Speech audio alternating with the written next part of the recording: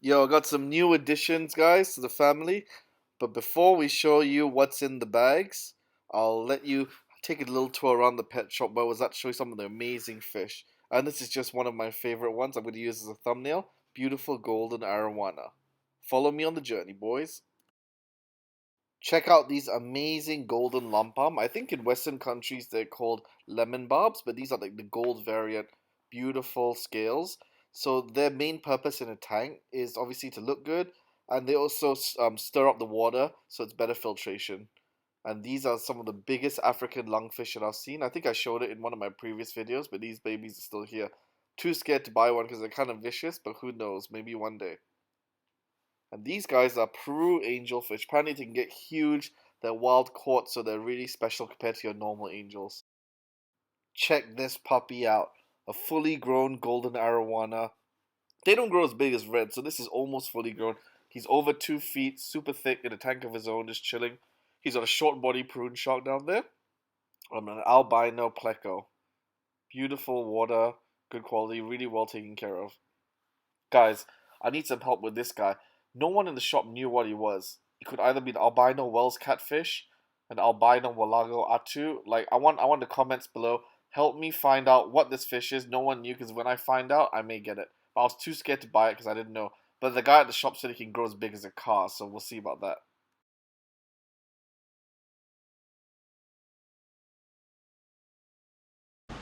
Check this tank out. This is some modern technology, man. This tank has got some computer chips in it to tell you the temperature. The lighting can be controlled here. Probably water quality too. I don't even know what this is. You can even control the aeration of the water, the flow. Insane. And this beautiful red arowana. He might be a red-tailed golden or a blood red. I'm not so sure. But he looks like a fully grown red-tailed gold. You can see they're much bigger than the golds. He's about almost 3 feet long. Some beautiful fish in a crazy high-tech tank. Now this is a crazy river tank. You can see that they have very famous fish from Malaysia called kela, which are quite expensive.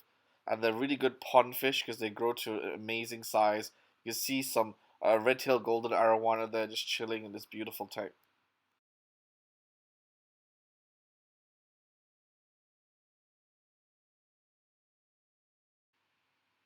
Now, in my opinion, this is the best tank in the whole shop. What an amazing tank. Look at the filtration goes along the entire bottom, which is quite rare. So this sump is stocked full of good filter. Hence, you can see the amazing water quality. You got crazy peacock bass, datnoids, beautiful red. Look at that, how red the arowana is. Unbelievable. And you can just see that this tank is a dream tank for many, and one day maybe I'll have one. Who knows?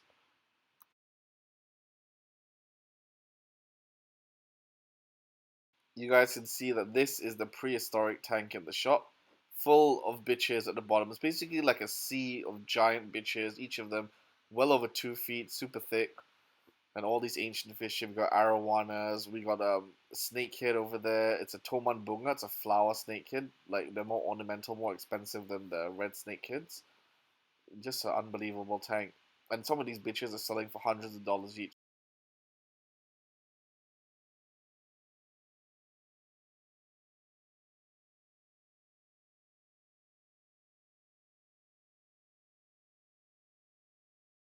Finally, the big reveal is here, guys. I finally got 5 albino silver arowanas. Now, you guys know I've always loved silver since Big Mama and my army of old silvers who've all passed away. So it's time to replenish it with something a little bit different, a little bit more special in terms of rarity. So I got 5 albino silver arowana babies, and they just arrived. So I'm gonna grow them out in this 5 foot by 2.5 foot fiber tub until they get bigger. Then I'll transfer them to the ponds when they're large enough. So here they are sitting in the inside my fish store, away from shelter, and here my wife is helping me put them inside the blue tub, acclimate the temperature and everything, make sure everything's good, you know. At this point, when your fish are all floating in there, I know you can't wait to put them in, but it's important to at least acclimate for about 20 minutes if possible, because where I live is actually quite a lot colder than where I bought them. It's about 4 or 5 degrees difference, so this could be a little bit of a big difference for baby fish, especially. So just let them float in there. Actually, the best way to acclimate is to kind of drip in the tank water slowly into the bags, but I really didn't want to stress them out by kind of like netting them twice or putting them in another container, so I skipped that part. But that's actually the proper technique that you've probably seen in other channels. And here finally we're taking out the last bag, which is a whole bag of golden lampam fish. You guys will remember from the beginning of the video, I showed a tank full of them. Well, I took all of them. These are like amazing fish for circulating the water flow, making sure the debris gets into the filtration. They also divert the arowanas from aggression. So the arowanas may chase them instead of each other, but they'll never catch them because they're much faster. And they also eat leftover food because my arowanas are going to be on a all pellet diet. I'm going to use specialized arowana pellets. So these lampam fish are just like amazing fish, and they also look amazing. They grow huge enough to live in the pond when they're adults, and they can actually breed. So I'm really looking forward to seeing them grow as well. I actually used to have these lemon barbs in my old pond, if some of you remember, but these are like a special variant which are gold in color. So we're gonna see. And I actually didn't really acclimate these guys. We got a bit lazy, which is bad, but we just put them straight in, as you can see here, into the tub. And we put most of them in here, and the remainder in my outside tub, which you'll see soon.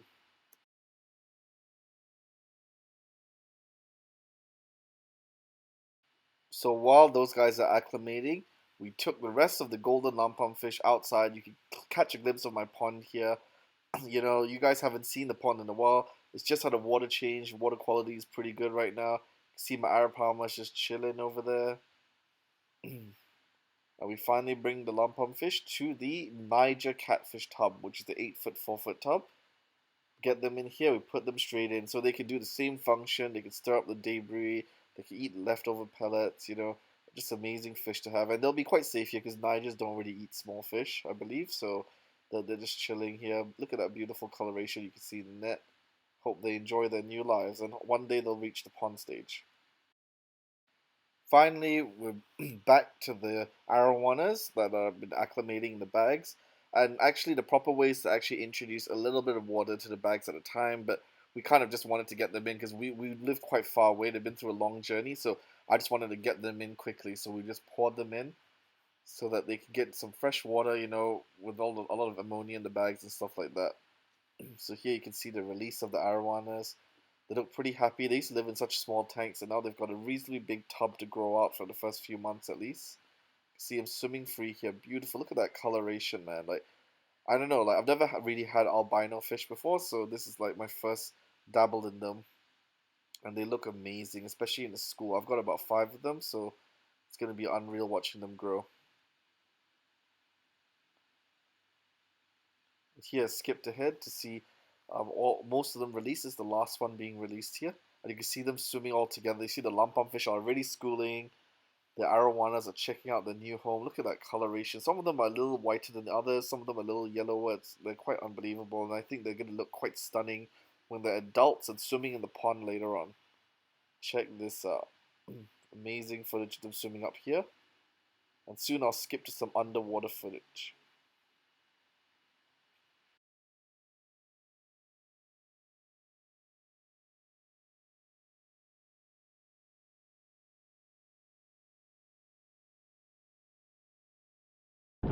The good thing about GoPro is that you can just stick it into the water. Check out this footage, man.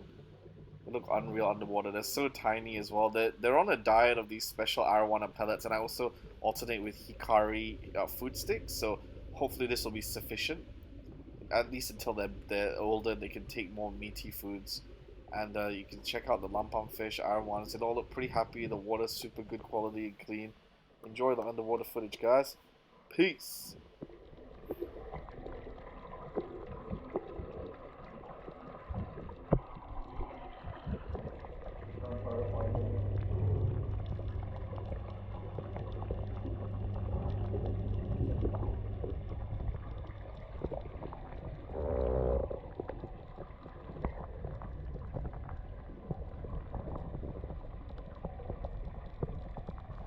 And to achieve such clean water, you guys always ask about the filtration. Well, here you go. First compartment, I put the UV light. Can be in the last one as well, doesn't really matter.